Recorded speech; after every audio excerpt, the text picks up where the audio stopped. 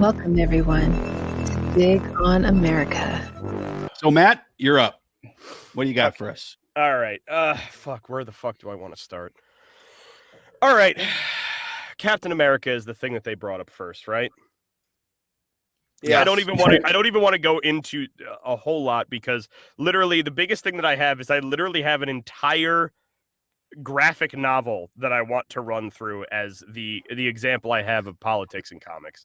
So the biggest thing I'm going to touch on first is Captain America in general. There is an interview that was done years ago with the creator of Captain America. I believe it is Kirby. Joe. No, not Kirby.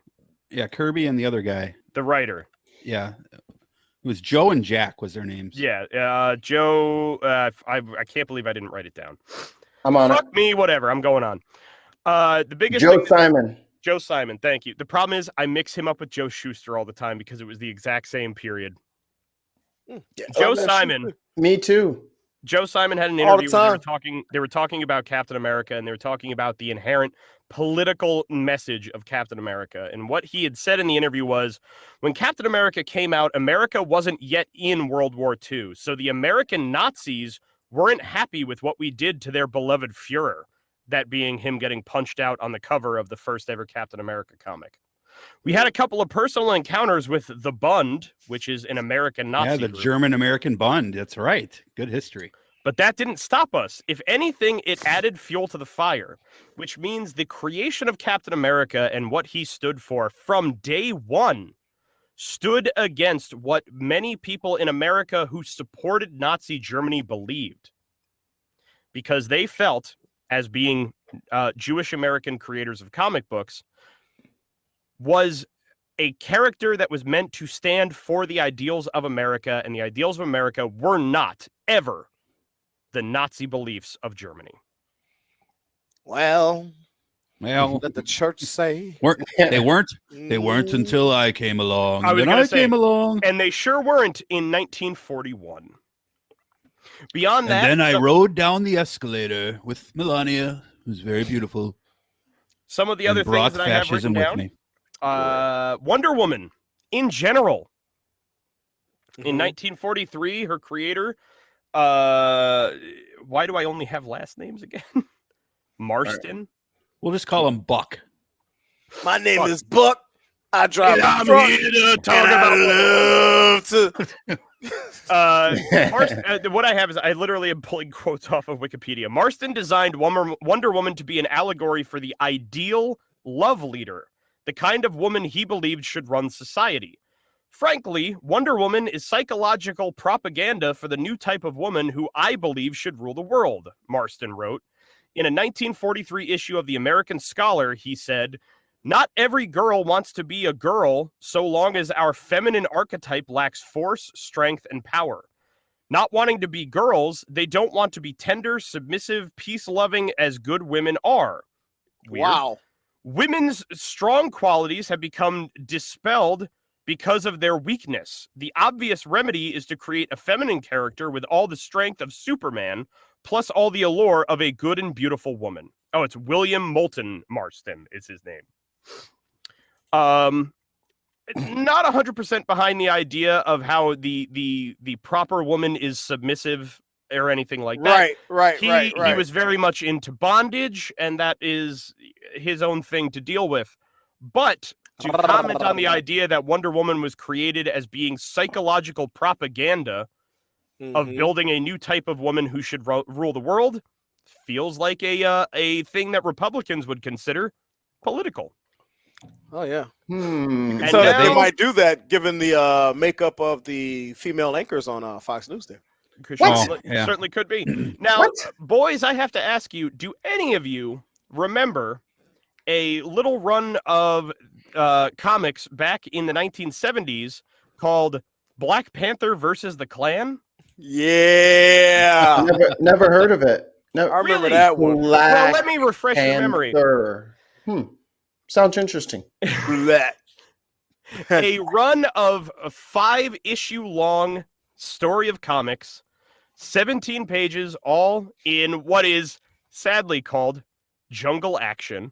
Wow.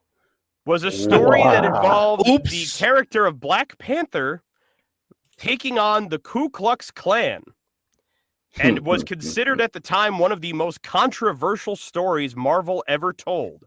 A black hero fighting against racists in the 1970s was considered the most controversial story ever told by the company. I know he wants to beat up bad people, but do they have to be white? Right. How dare that man exert himself beating up all them racist white folks, sniffing up all the white man's good air. That big old nose. Beyond that, as we move forward in time, we have such things as the Civil War comic from 2004. A story in which we saw the Avengers, and not only the Avengers, but every character we have known as heroes in Marvel split in half over government mandates as to whether or not they should give up their freedom and privacy in order to become agents of government control. Nah, it's coincidental. I mean, the movie Captain America Winter Soldier, in which Captain America himself rebels against the government because they'd rather see him give in to a system in which they will give up freedom for safety.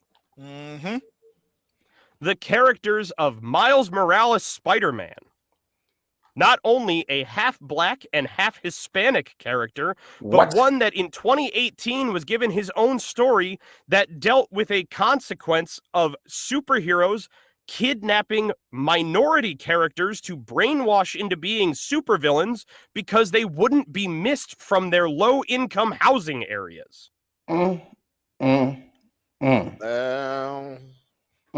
Or Miss Marvel, another character who is an Indian American character that after gaining her powers had to deal with stories that dealt with the problems of immigration and deportation in America.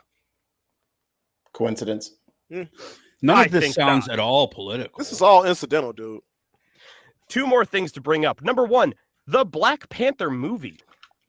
Yeah. In general, but to narrow it down, the story of Killmonger, the son of a man who was left out in America after being exiled from Wakanda, in which his son grew up being persecuted and made an outsider due to being a black man in America, who then decided he was going to seek out revenge against the high technology country of Wakanda because they weren't doing enough to protect their black brothers and sisters across the world.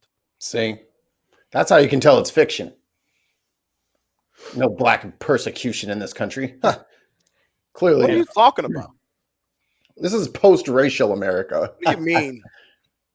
We already voted for persecution. What are you talking about? We had a black president. And finally, this isn't even anything to do with comics themselves, but to do with an internet discourse. How many times in the past few years have we seen major comic book fans, you can't see, but I'm using air quotes here, air quotes, comment that they would like to see a return to comic book villains who are just evil rather than being morally gray.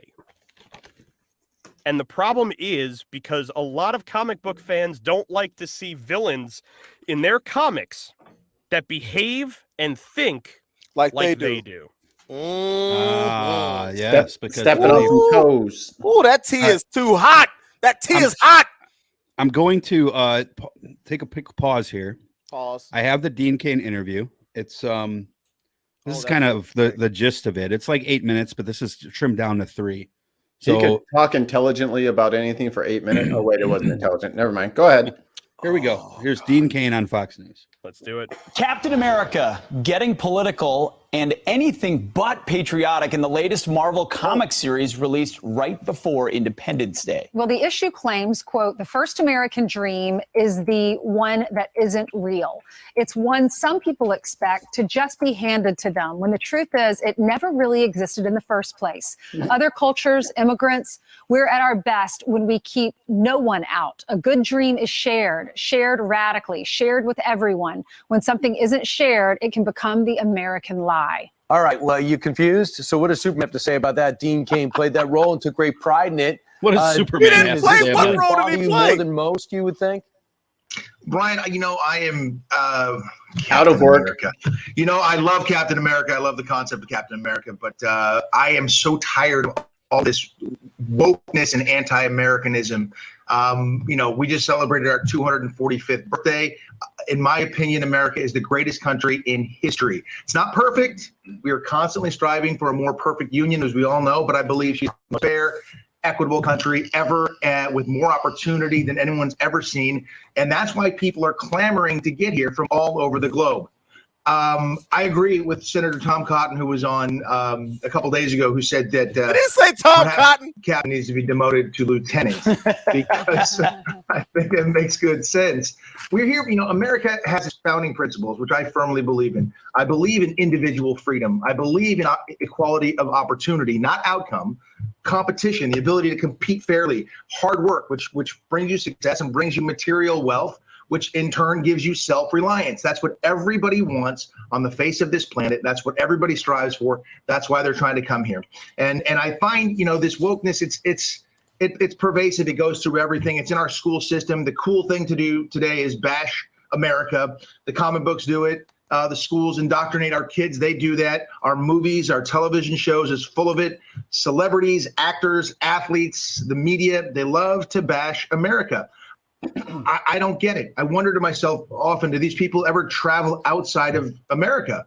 Do they go to other countries where they have to deal with governments who aren't anywhere near as fair as the United States? I don't think they do. I do it all the time, and I kiss the soil when I get back here. You're exactly. So I'm looking at Dean Cain. Okay, first of all, his name's not Dean Cain. It's Dean George Tanaka. Tanaka? That sounds like a very regional name. It says here. That's got to be from a very remote part of what, Britain? It says he is Welsh, Irish, French Canadian, and Japanese descent.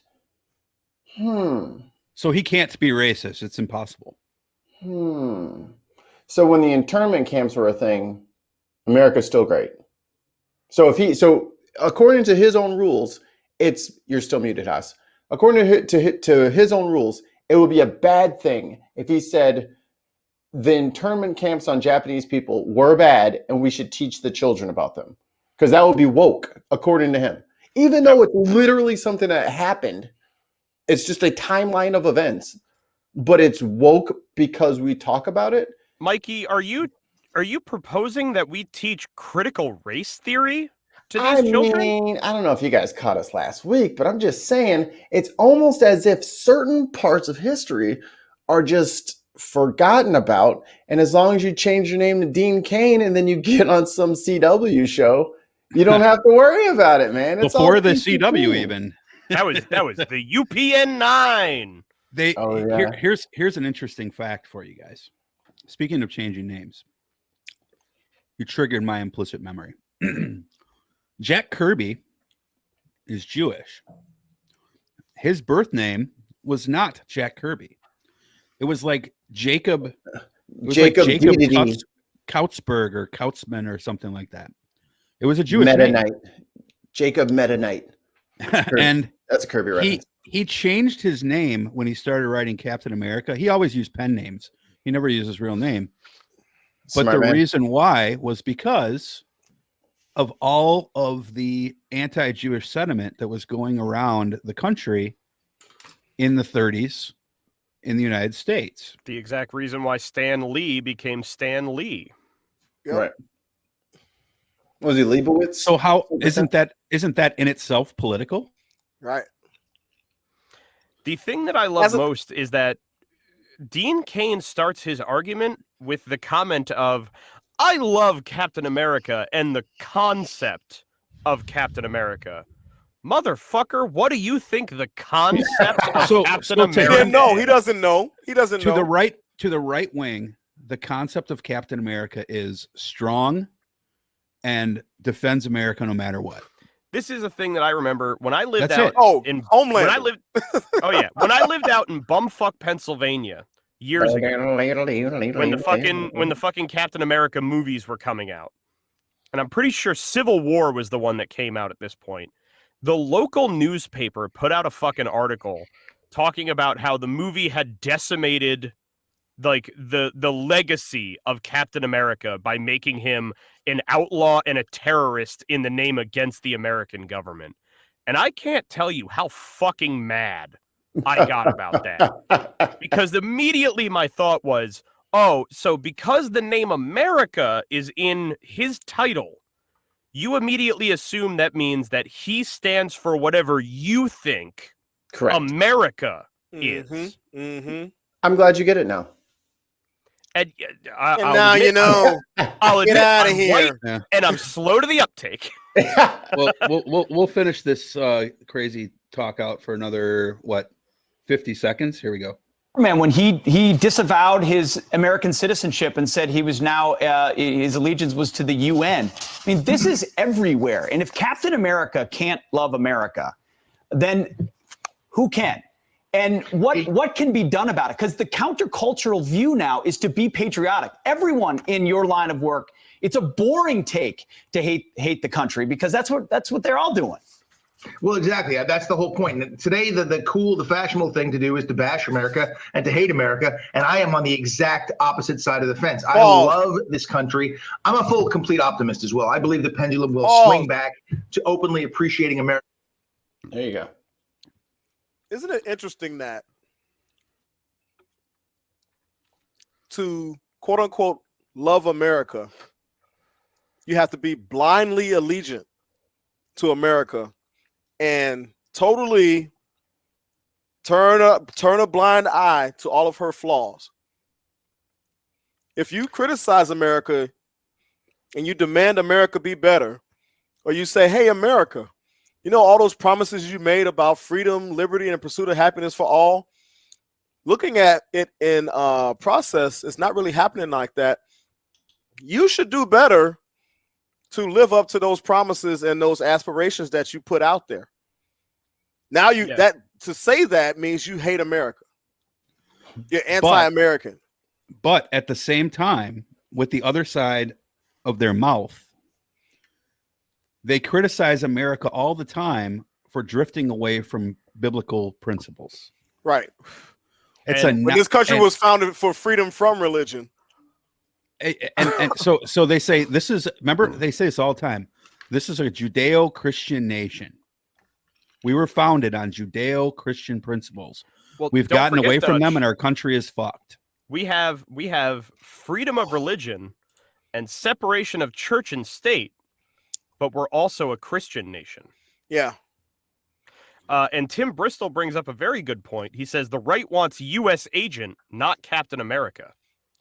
And that's exactly what I was talking about earlier when I said that the entire story about John Walker in Falcon and the Winter Soldier is political. Because the entire story about John Walker is the idea that they wanted a new Captain America who wasn't a good man. They wanted a good soldier who followed orders of the American government. Precisely. Yep. Dean, finish off your statement. He's got about 20 seconds left. Full, complete optimist as well. I believe the pendulum will swing back to openly appreciating American values, the Constitution, the Bill of Rights. As soon as people start studying them in school again, I think we'll get people understanding them and appreciating them. So today, me being sort of a counterculture guy, me supporting the flag and the red, white, and blue in the United States of America makes me a revolutionary in some terms. Oh my God, you're so cool. Please make me relevant. Please, please love me. Please, I need a show. I haven't worked in so long. Please. Dean Cain, you're so edgy now. You're counterculture. Bitch, I don't care how loud you say it. I need a show. God. There is never a moment where sucking the dick of the entire system is counterculture. Oh my God, this mug was on all sides. He was gargling the gravy and everything. I was gonna say down to the shaft, touching the balls, swallowing the gravy, that baby. Mug was like he was ready for it. He hit him with the full-on Jill Scott pepper grinder motion. Big old smile saying thank you, Daddy. The best part of it is he goes, I don't care if it gets in my eye. Once we start teaching American history again, he says. Mm-hmm. So explain to me when we've ever taught actual, true American history. We do this show weekly. And weekly, It's the same theme. Now, Go ahead. Hold on. Oh, You guys the are Joker's taking, back. You guys are taking Dean Cain way out of context. Mikey, teach me a lesson. I went into his Twitter. So I just on a hunch, Dean Cain. I just Googled Dean Cain January 6th. Let's see what pops up. Dean Cain say January 6th was not a war or an armed insurrection or a coup. Making any comparison discounts the experiences of real warriors. Maybe she can propose a bill to help real warriors adjust back to civilian life. Now, that is in response to Breitbart News reporting that AOC went to therapy after the insurrection. Because a bunch of crazy people tried to break into her job and possibly harm her. She sought, She was one of the ones they were looking for, too. Oh, So because she went out and did something healthy, now, well, maybe it wasn't a war, an armed insurrection, or a coup. So you can belittle people. I got a couple of other clips I can find up here. Go ahead. Well, I was going to say, even away from that, the two big things were, number one, AOC was not only someone they were looking for, it was someone that Marjorie Taylor Greene was tweeting the whereabouts of. Yes. Yeah, I think it was I think it was Lauren Boebert, right? But yeah, who was one doing of the two that? crazy twins. Yeah, whichever one, I don't give a shit. I'll talk out my ass. They do.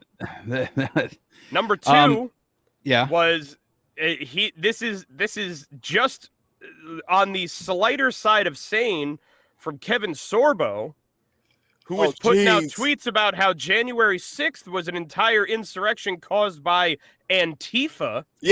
Pretending to be followers of Trump to make Trump supporters look crazy. Of course. I said before, crazy. I said before that their top people right now are a pillow salesman and two washed up actors that used to play Hercules and Superman. Oh no, it's three washed up actors because they got Scott Baio. Oh, that's right. I forgot about Scott Baio. You're precisely correct. And a girl who was on the Pussycat Dolls for 5 minutes. Haas, can you read that Captain America? Sure. So what do we have on the screen here is we have a panel from Captain America back in the 80s. This is the 80s? Yeah. Okay, I'm going to read from left to right, then down. Right. Okay, on the screen. Yes, so much hate between the races and classes. There's such a gap between the rich and the poor. In New York, it's like a third world country, living at the feet of elite corporate kings. That's Captain America talking. Then Daredevil says, strange, too, to watch Eastern Europe, the rebellions around the world for equality and a chance at a better life. It's as if America is lagging behind. Captain America, exactly. Power and wealth are so concentrated, and all we do is cut social programs. That's not political, though. No, not even all. Not even slightly political. So what the fuck are they talking about? The more I hear about that, all I can think to myself is that is just solid storytelling.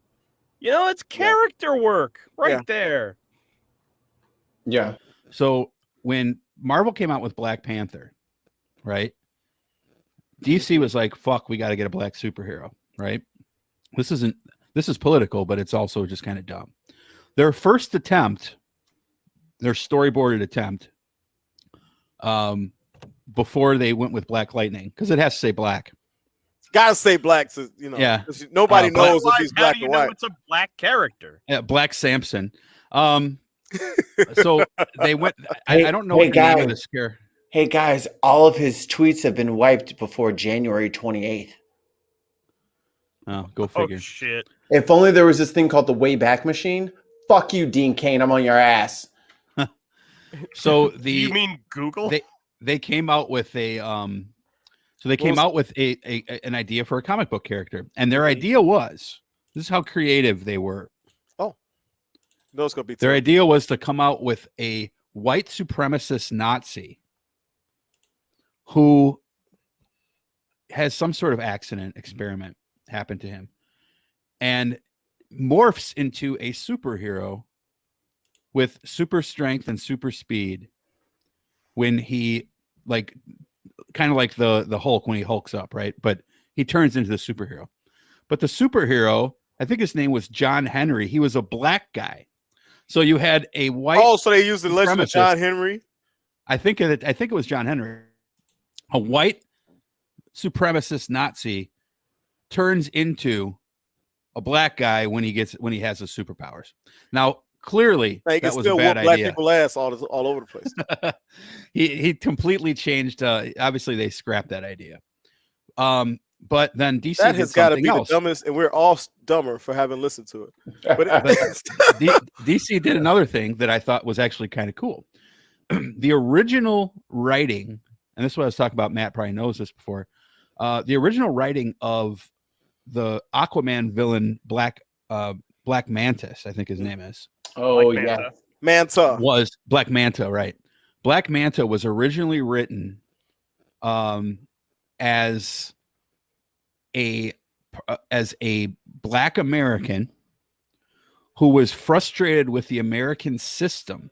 This is in the comics, literally. This was his original origin story. They changed it later, but I thought the movie should have used this, and I hope they do in Aquaman 2. They touch on this, but he was a black American who was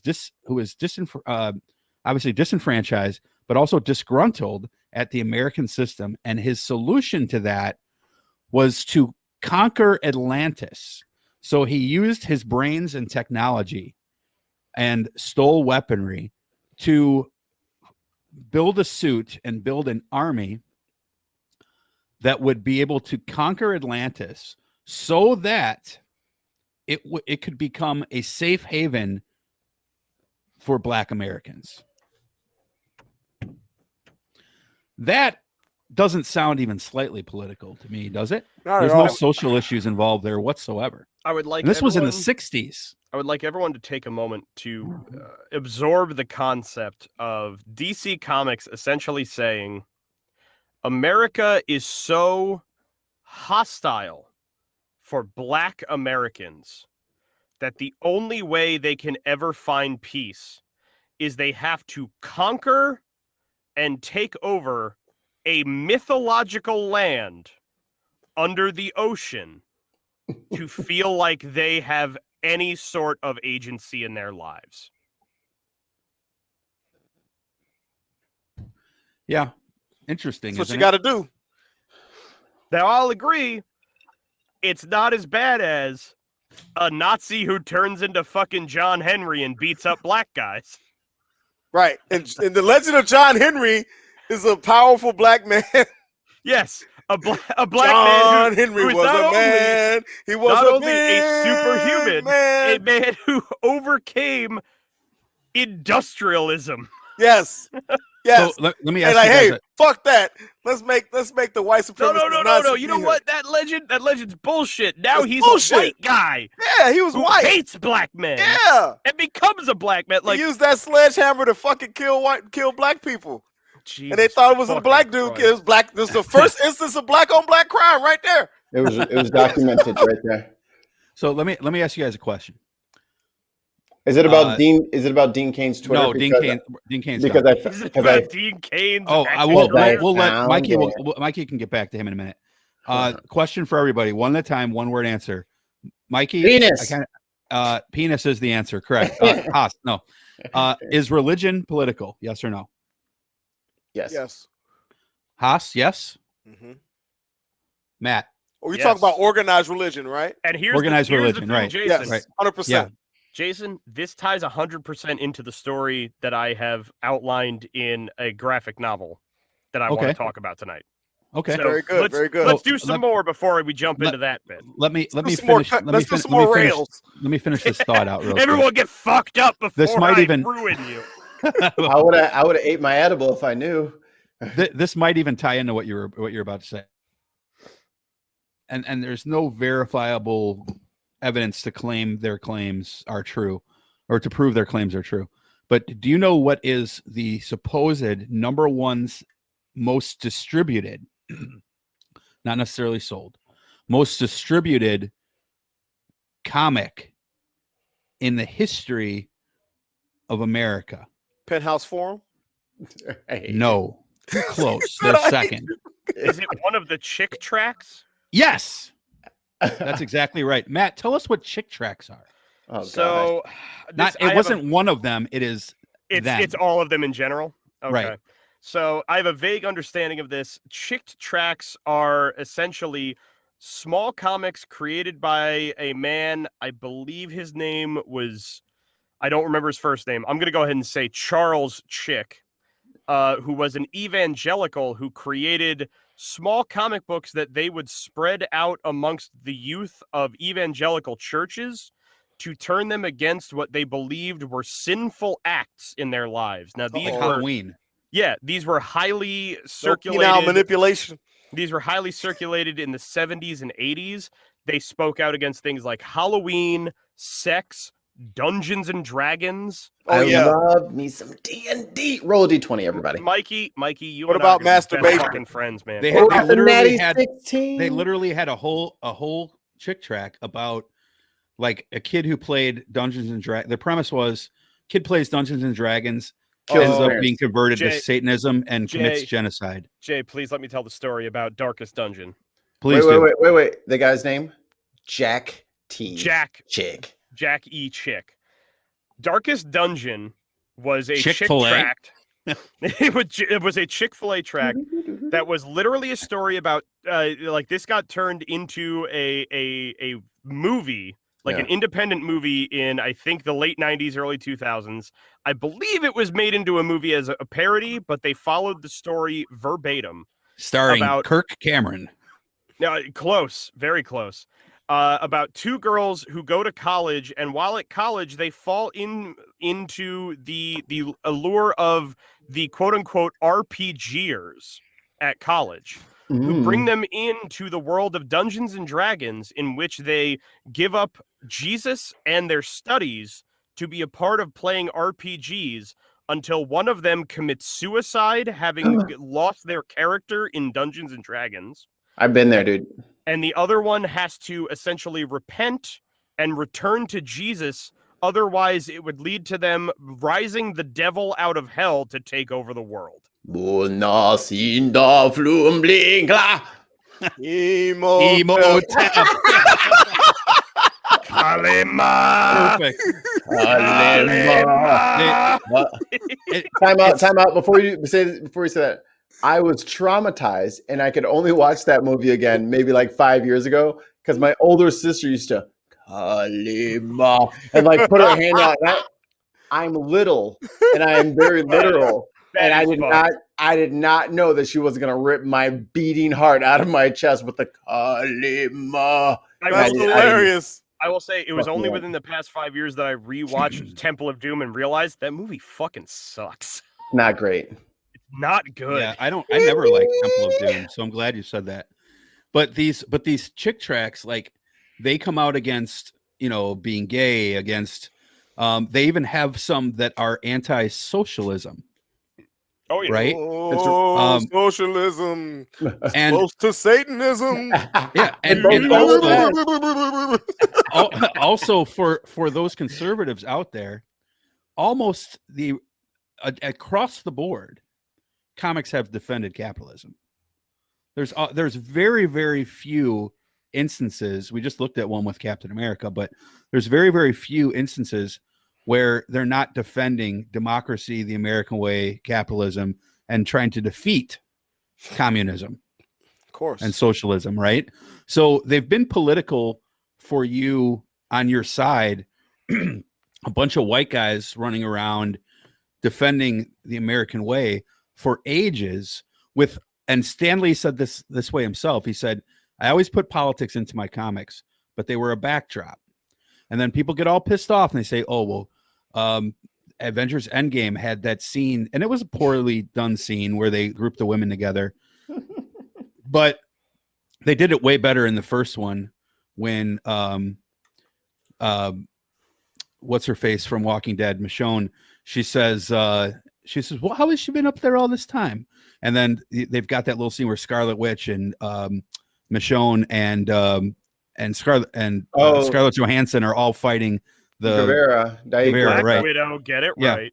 Yeah. So I don't remember her name's on cue. You know that by now. But like that was a really good a women empowerment scene. The one in the boys was fucking fantastic when they beat the shit out of fucking I will Stormfront. agree with that. Yeah. I do think that the one in Endgame is very pandering. Yeah. Yeah. But I it also took too feel long. like it took too long. It was very pandering, but I also feel like it is one of those ones where we are 10 fucking years into the Marvel universe at this point, where we have had people like rioting over the idea that Black Widow hasn't had her own movie after Avengers. I'll handle a fucking 5-minute scene where a bunch of women kick shit out of people. It's fine. Yeah, and it was only like 35 seconds, but still, like that's the scene that pisses them all off. And you just said it perfectly. They've had their way for ages. And then there's was Endgame about women defeating Thanos? No, it was about Tony Stark basically beating Thanos, right? Your boy who started the fucking universe ended it. Exactly. And they want to make it all about one scene. There's a lot of stuff that you could say that there's some times where they change characters. Like I didn't like the Jimmy Olsen change that the CW did, not because he was black, because they made him a jock, right? Jimmy Olsen. Yeah, and on Supergirl. In Supergirl, they made Jimmy Olsen. You watched that? I watched the first season. Yeah, That's in where fact, you he was fucked up. Guardian, right? They made him a superhero. They made him black, and they made him a jock, super good looking dude. I watched the second season because it was actually on the CW and not CBS. CVS Pharmacy?